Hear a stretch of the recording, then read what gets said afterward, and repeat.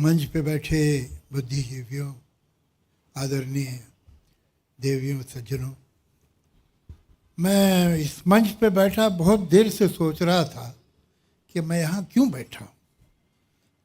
मैं हिंदी जानता हूँ, उर्दू जानता हूँ, मराठी जानता हूँ, इस मंच पे इतनी देर से क्यों बैठा। फिर मुझे ध्यान आया कि आजकल बहुत से लोग बहुत सी जगहों पे बैठे हैं जहाँ उन्हें नहीं बैठा होना चाहिए था, तो एक मैं भी सही। तो मैं पहले तो धन्यवाद करूँगा अपने बहुत पुराने और बहुत अच्छे दोस्त आशुतोष जी का। उन्होंने बहुत सारी ऐसी बातें कह दी जो मैं कहना चाह रहा था, और अच्छा है कि उन्होंने कहा, इसलिए कि उन्होंने जितनी अच्छी तरह कहा शायद मैं नहीं कह पाता। लेकिन दो बातें एक आध जो रह गई वो मैं पॉइंट आउट करना चाहूँगा। मुझे बड़ी हैरत होती है जब एक आम महाराष्ट्रियन नहीं जानता कि उसका धरोहर क्या है। ये मामूली धरोहर नहीं है, ये नहीं है कि हर जगह ऐसा मिल जाता है। आप देखिए मुक्ताबाई, जनाबाई, बहनाबाई जिनका जिक्र किया है इन्होंने, ये उस वक्त एक माननीय, आदरणीय, एक सुपरस्टार पोएटेस थी कि जब यूरोप में कोई औरत अगर लिखती थी तो उसे एक मर्द का नाम देना पड़ता था। ये यहाँ पॉसिबल था। इवन नॉर्थ इंडिया में भी बहुत जगह सिर्फ जो कोडजाज हैं वो तो शायरी वारी कर लेती थी, शरीफ औरतों का ये काम नहीं समझा जाता था। ये लिबरेशन, ये एम्पावरमेंट औरत का यहाँ था।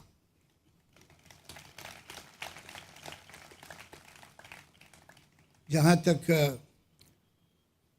संत ज्ञानेश्वर हूँ, संत तुकाराम हूँ, संत एकनाथ हूँ, पता नहीं आप लोग उन्हें कितना याद करते हैं। मुझे ये हैरत होती है कि चाहे तेलुगु अपना मराठी के अन्नभाऊ साठे हों, पीएल देशपांडे हों, विजय तेंदुलकर हों, अगर नॉवलिस्ट आप बोलिए तो नासी फड़के हो, खांडेकर हों, दलित पोइट्स हों तो दिया पवार, फिर एक फीमेल पोइट है, वेरी इंपॉर्टेंट पोइट,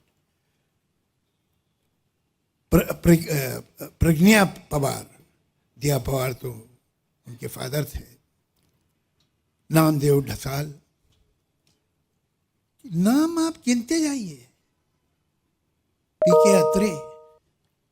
पीके अत्रे का एक पता नहीं कितने लोगों को मालूम है कि उन्होंने एक दैनिक मराठा एक पेपर निकाला था और उन्होंने किसी से पैसा नहीं लिया। उन्होंने कहा हर महाराष्ट्रियन मुझे सिर्फ 1 रुपया देगा, मैं 2 रुपये नहीं लूँगा। और 1-1 रुपया लोगों से लेके उस पेपर को चलाया। ये 2 जगह मुझे मालूम है हिंदुस्तान में, एक बंगाल और एक महाराष्ट्र, जहाँ कम से कम आज से 25-30 साल पहले तक तो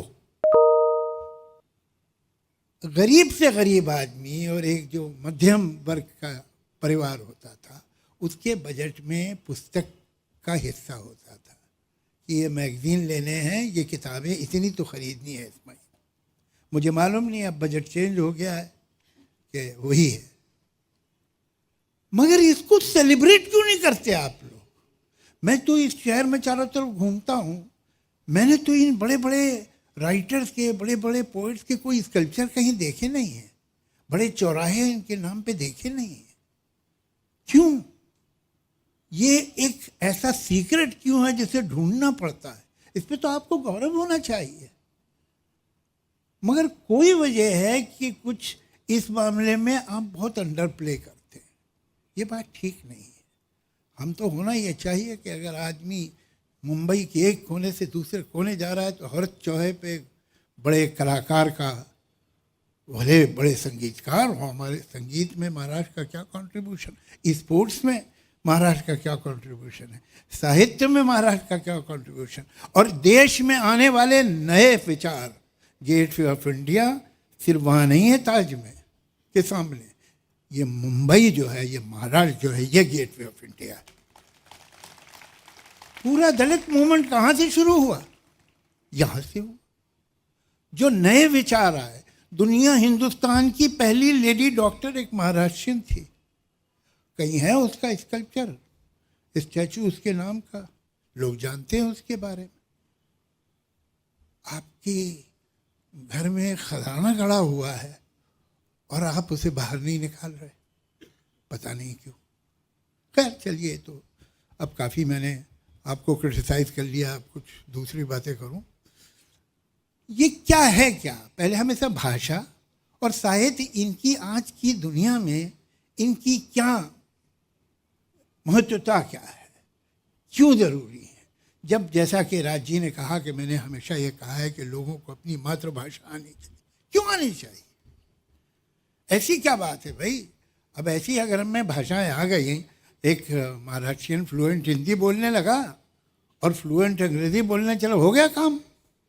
तो फिर ये भाषा, मातृभाषा जो है, उसके आने की क्या ज़रूरत है और बहुत ज़्यादा है। एक बात याद रखिएगा कि पेड़ जितना ऊपर जाए और जितनी उसकी डालियां और शाखें, ब्रांचेस दूर तक फैलें, उतनी ही जड़ें गहरी होनी चाहिए, वरना पेड़ गिर जाएगा। भाषा सिर्फ मैंने कहा और आपने समझा, आपने कहा और मैंने समझा नहीं है, इससे बहुत ज़्यादा है। भाषा आपकी पहचान है। भाषा आपका अपनी ज़मीन से, अपनी धरती से रिश्ता है, अपनी संस्कृति से, अपने इतिहास से रिश्ता है भाषा। आप एक बच्चे को उसकी भाषा से काट दीजिए, वो अपनी संस्कृति से, अपनी तहजीब से, अपने इतिहास से कट गया। अब वो कहीं का भी हो सकता है या कहीं का भी नहीं रहा। ये बहुत ज़रूरी है। लेकिन कभी कभी मैं देखता हूँ कि लोग अलग अलग भारत में ये बात करते हैं, इंग्लिश को साफ नहीं। हमको, हमारे बच्चों को मल्टीलिंगुअल होना चाहिए, हमारे बच्चे को इंग्लिश आनी ही चाहिए, but not at the cost of his mother tongue. इसलिए कि वो दिन गए जब इंग्लिश अंग्रेज़ों की ज़बान थी, वो अब उनकी ज़बान नहीं है, वो अब दुनिया की ज़बान है। वो हर जगह समझी जाती है। और अगर आपको दुनिया से डील करना है, दुनिया से कुछ रखना है, रख रखाव, तो आपको इंग्लिश आनी चाहिए, इसमें तो कोई शक ही नहीं। लेकिन उसके साथ आपकी अपनी पहचान, आपकी अपनी जड़ें बहुत ज़रूरी हैं, और वो आपको आपकी भाषा ही देगी। चलिए, आपने भाषा सीख ली, तो अब ये क्या ज़रूरी है कि भाई साहित्य भी पढ़ा जाए। साहित्य में क्या बात? साहित्य में एक बड़ी अजीब बात है, वो किसी भी भाषा का हो, जो अच्छा साहित्य है वो दो बातें बताता है जो दोनों एक दूसरे के खिलाफ है। एक बात ये बताता है कि दुनिया में कैसे कैसे अजीब लोग हैं, कैसे कैसे संस्कार हैं, कैसे कैसे जीने के ढंग हैं, कैसे कैसे रिवाज हैं, रीतें हैं, कितने अलग हैं।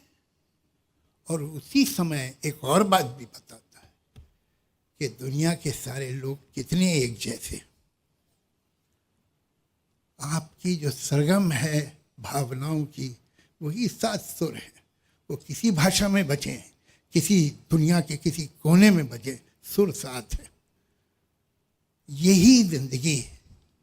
हम में एम्पैथी पैदा होती है, हम में अंडरस्टैंडिंग पैदा होती है उन लोगों से जिनके शायद हम देश कभी नहीं गए, या वो अगर हमारे ही देश में है तो हम उनके घर के अंदर कभी नहीं गए। जो हिस्टोरियन है वो तो इतिहास लिखता है बादशाहों के, हुकूमतों के, राजाओं के, जंगों के। ये तो साहित्यकार है जो इतिहास आम आदमी का लिखता है। जब वो आपको एक घर की कहानी सुनाता है, ये कौन बताएगा? ये हिस्टोरियन थोड़ी बताएगा, साहित्यकार थोड़ी, ये इतिहासकार तो नहीं बताएगा, ये तो वही बताएगा। फिर आपको लगेगा कि हो सकता है इनका वर्ग अलग है, इनका धर्म अलग है, इनकी भाषा अलग है, इनके मुल्क में कुछ और दूसरे रीति रिवाज, लेकिन इनके दुख सुख तो हमारे ही जैसे हैं।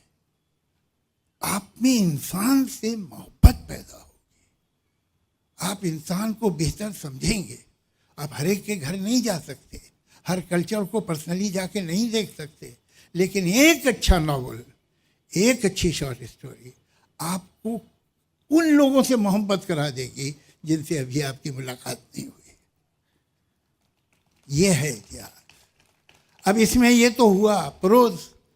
पोइट्री का किस्सा ये है कि पोइट्री, कमाल की बात यह है कि भाषाएं दुनिया में इसलिए बनी थी कि मैं बोलूं और आप समझें और आप बोलें और मैं समझूं, लेकिन अक्सर कम्युनिकेशन में जो बाधा है वो भाषा होती है, वो दीवार बन जाती है। और इस दीवार में अगर कोई खिड़कियां हैं तो वो है अनुवाद। भाई हम तो जर्मन नहीं जानते, मैं फ्रेंच नहीं जानता हूँ, मैं स्पेनिश नहीं जानता हूँ, मैं इटालियन नहीं जानता हूँ, मैं रशियन नहीं जानता हूँ, लेकिन इनका मैं अगर साहित्य जानता हूँ तो थैंक्स टू इंग्लिश। अगर मैं बंगाली लिटरेचर का जानता हूँ तो थैंक्स टू उर्दू, इसलिए कि उर्दू में एक समय में सारा क्लासिकल बंगाली लिटरेचर ट्रांसलेट हुआ। ये काम बहुत सीरियसली होना चाहिए हमारी मराठी भाषा के लिए। इसका ट्रांसलेशन मैं आपको बताऊं, मैं तो 19 साल का था तकरीबन जब मैं मुंबई आया। मैं आया था नॉर्थ इंडिया से, यूपी से। हम अपनी दुनिया में खुश होते हैं। एक कूप मंडूक कहलाता है ना, कूप मंडूक वो होता है संस्कृत में जो कुआं में रहता है मेंढक और अपने ही कुएं को पूरी दुनिया समझता है। हम में से अक्सर लोग कूप मंडूक हैं। जब मैं यहाँ आया तो मुझे एक शब्द नहीं मालूम था मराठी साहित्य के बारे में, मराठी राइटिंग के बारे में। मेरे कुछ मराठी महाराष्ट्रियन दोस्त थे, वो मुझे ले गए, उन्होंने विजय तेंदुलकर का प्ले दिखा दिया मुझे। मैं आपसे यकीन कहता हूँ करिए आप कि मैं ज़मीन पे घुटनों के बल बैठ गया। मैंने ऐसा कुछ देखा ही नहीं था, ऐसी राइटिंग मैंने नहीं देखी थी। हमारे साहित्य में ऐसी राइटिंग नहीं है जो विजय तेंदुलकर की है, कि सच को पूरी तरह से इंसान को खोल के सच बाहर निकाल दिया। यदि ये हो तुम, इतनी बेरहमी से सच किसी ने मेरे मुंह पे मारा हो ये कभी नहीं हुआ था। तो फिर मुझे दिलचस्पी हुई, मैं प्लेस देखता रहा और हमेशा अपने महाराष्ट्रियन दोस्त के साथ जाता था। वो बराबर में बैठ के मुझे बताता रहता था क्या हो रहा है। कुछ कुछ अभी तो हम लोग इतने बरस हो गए, कुछ समझ में भी आता है, ऐसी बात नहीं। यहाँ जो कविता सुनाई गई मेरे ख्याल से काफ़ी हद तक मेरी समझ में ही आ रही थी, लेकिन फिर भी ख़ासतौर से पोइट्री का ट्रांसलेशन का झंझट ऐसा है कि आप एक इत्र की शीशी लें और उसे दूसरी बोतल में कितने भी संभाल के उंडेलें, कुछ ना कुछ सुगंध को हो जाएगी। ऐसा ही है पोइट्री का ट्रांसलेशन। प्रोज हो जाती है, प्रोज बहुत अच्छी हो जाती है, पोइट्री बड़ा मुश्किल है। लेकिन मैं ऐसा समझता हूँ कि जो लोग हैं जिन्हें मराठी भाषा से प्यार है वो इसे संभाल के तो रखें, लेकिन हमारी देश की अलग अलग भाषाओं में ट्रांसलेशन लोगों को, पूरे हिंदुस्तान को मालूम होना चाहिए पीएल देशपांडे कौन है, विजय तेंदुलकर कौन है। और आज की पोइटर जो है गौरी देशपांडे हैं, सानिया हैं, शांता शेल्के हैं। लोग क्यों नहीं जानते उन्हें? ये तो मेरी किस्मत अच्छी है कि मुझे कुछ ऐसे दोस्त मिल गए जिन्होंने बताया, जिन्होंने सिखाया, जिन्होंने ट्रांसलेट करके मुझे दिया। मगर हिंदुस्तान विजय तेंदुलकर और पीएल देशपांडे को ना जाने तो ये तो हिंदुस्तान के लिए शर्म की बात है। ये जिम्मेदारी हमारी बनती है कि इसको हम ट्रांसलेट करें। मेरी अपने एक दोस्त से बात हुई, मैंने उनसे कहा तुम मुझे सेलेक्ट करके 50 मराठी पोएम दो, तुम मेरे साथ बैठना, तुम मुझे बताते रहना, मैं उन्हें पोइट्री में ही ट्रांसलेट करूँगा। मैंने ये काम रविंद्रनाथ टैगोर की कविताओं के साथ किया है, उनके गीतों के साथ। एक है अनंत, आप लोग कभी यूट्यूब पे जाके सुनिएगा। उनके जो रविंद्र संगीत है उसको ट्रांसलेट किया है टू द सेम ट्यून, जिस ट्यून में वो ओरिजिनल गाया जाता है उस पर ही ट्रांसलेट किया है। तो ये हमारा मेरे ख्याल से कर्तव्य बनता है। हम जो आ गए बाहर से रहे, मैं तो यहाँ समझिए 55 साल से यहीं रहता हूँ, वहाँ 53-55 साल से, लेकिन मेरी कोई और भाषा है तो मेरा कर्तव्य है, मेरा ये कर्तव्य है एज अ राइटर कि मैं एक पुल बनूं मराठी और दुनिया की दूसरी ज़बानों के बीच में। इसलिए कि जो कुछ है आज मैं जो भी हूँ वो तो यहीं से, इसी धरती से मिला है, और वो और कहीं जैसे मिलता भी नहीं, यहीं से मिल सकता था। अब यहाँ यह एक कवि सम्मेलन चल रहा है, तो अब मेरा फ़र्ज़ बनता है कि मैं भी एक कविता आपको सुना दूँ। मैं 2 तरह की कविताएं लिखता हूँ, कुछ लंबी, कुछ बहुत लंबी। तो मैं आपको बहुत लंबी नहीं सुनाऊँगा। इस कविता का शीर्षक है वक्त, समय, टाइम। कमाल की बात है कि कोई भी चीज़, या हद तो यह है कि कोई भी इंसान, अगर वो हमारे आसपास बहुत ज़्यादा है तो हम उसे ध्यान से नहीं देखते। जो कभी कभी होता है, जो कभी कभी दिखाई देता है, उसे बहुत ध्यान से देखते हैं। लेकिन जो है, कितने लोग सोचते हैं कि समय क्या है, भाई 2 घंटे निकल गए, कहाँ निकल गए, कहाँ है, अभी कहीं यहाँ से निकल गए हैं तो कहीं तो गए होंगे, कहाँ है, और निकल क्या गया, चला क्या गया, वो क्या था, मटेरियल था, कोई चीज़ थी, क्या चल रहा है, इस पे ही कविता। इसमें 2 एक अनफेमिलियर वर्ड होंगे मुझे, तो मैं विश्वास करता हूँ बातचीत, पोइट्री इसलिए होती है, राइटिंग इसलिए होती है कि दूसरे लोग ज़्यादा से ज़्यादा समझें। तो मेरी बहुत ट्रांसपेरेंट भाषा है, लेकिन फिर भी अगर टॉपिक अनयूजुअल हो तो 2-4 अनयूजुअल वर्ड भी आ जाते, मैं उन्हें ट्रांसलेट करूँगा। ये वक्त क्या है, ये क्या है आखिर के जो मुसलसल गुजर रहा है। ये जब न गुजरा था तब कहाँ था, कहीं तो होगा। गुजर गया है तो अब कहाँ है, कहीं तो होगा। कहाँ से आया, किधर गया है, ये कब से कब तक का सिलसिला है।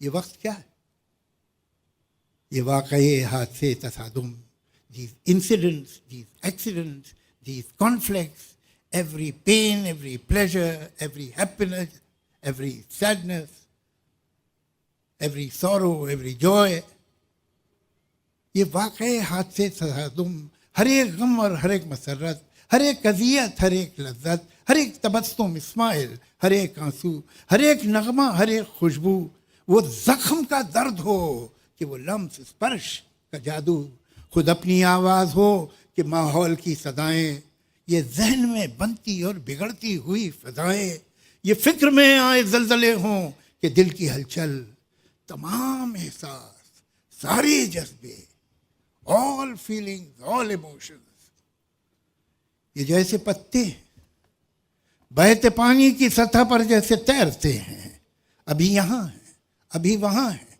और अब है ओझल। दिखाई देता नहीं है, लेकिन ये कुछ तो है जो कि बह रहा है। ये कैसा दरिया है, किन पहाड़ों से आ रहा है, ये किस समंदर को जा रहा है, ये वक्त क्या है। कभी कभी मैं ये सोचता हूँ कि चलती गाड़ी से पेड़ देखो तो ऐसा लगता है दूसरी समत जा रहे हैं। कभी कभी मैं ये सोचता हूँ कि चलती गाड़ी से पेड़ देखो तो ऐसा लगता है दूसरी समत जा रहे हैं, मगर हकीकत में पेड़ अपनी जगह खड़े। तो क्या ये मुमकिन है सारी सदियां कतार अंदर कतार अपनी जगह खड़ी हों, ये वक्त साकित हो और हम ही गुजर रहे हों। इस एक लम्हे में सारे लम्हे, तमाम सदियां छुपी हुई हो, न कोई आइंदा न गुज़िश्ता। जो हो चुका है वो हो रहा है, जो होने वाला है हो रहा है। मैं सोचता हूँ कि क्या ये मुमकिन है, सच ये हो कि सफ़र में हम हैं, गुज़रते हम हैं, जिसे समझते हैं हम गुज़रता है वो थमा है, गुज़रता है या थमा हुआ है, इकाई है या बटा हुआ है मुंजमद या पिघल रहा है, किसे खबर है, किसे पता है ये वक्त क्या है। Thank you.